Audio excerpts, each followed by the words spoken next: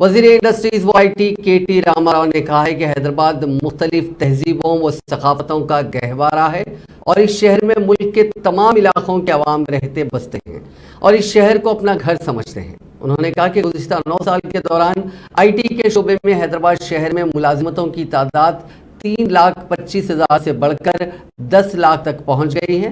انہوں نے آج حیدرآباد کے نالج سٹی میں global alternative investment states services سڈکو کے نئے یونٹ کا افتتاح کرنے کے بعد منعقدہ تقریب سے خطاب کرتے ہوئے یہ بات کہی۔ اس موقع پر اپنے خطاب میں کے ٹی آر نے کہا کہ حیدرآباد میں تمام تہذیبوں کا استقبال کیا جاتا ہے۔ انہوں نے واضح کیا کہ اس شہر میں نفرت، تشدد اور بے معنی باتوں کے لیے کوئی جگہ نہیں ہے، کیونکہ یہاں کا لا اینڈ آرڈر انتہائی سخت ہوتا ہے۔ خاص طور پر تعلیم اور انوویشن کے علاوہ دیگر شعبوں میں کافی نظم پایا جاتا ہے۔ وزیر موصوف نے کہا کہ image towers, animation, gaming, multi media کے لیے یہاں ایک سینٹر قائم کیا جا رہا ہے جو 18 ایکڑ پر مشتمل ہوگا۔ اس کے علاوہ یہ دنیا کا سب سے بڑا انوویشن کیمپس ہوگا۔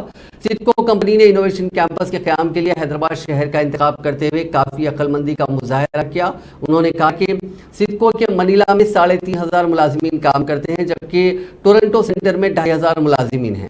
حیدرآباد میں امیزون کے ایک بڑے کیمپس میں Microsoft, Meta, Apple, Google, Uber, Micron, Qualcomm جیسے اداروں کے دوسرے بڑے کیمپس حیدرآباد میں قائم ہو رہے ہیں۔ اس طرح دنیا کی نامور کمپنی سڈکو بھی اپنے سب سے بڑے دوسرے کیمپس کا قیام حیدرآباد میں لانے کا فیصلہ کیا، جس پر وہ کمپنی کے ذمہ داروں سے اظہار تشکر کرتے ہیں۔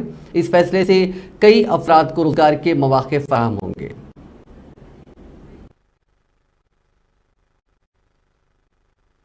June last year, this number has risen to almost 1 million people, 10 lakh people. So you can see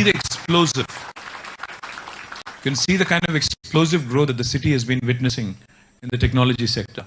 Now, when I say technology literally permeates into every sphere of life.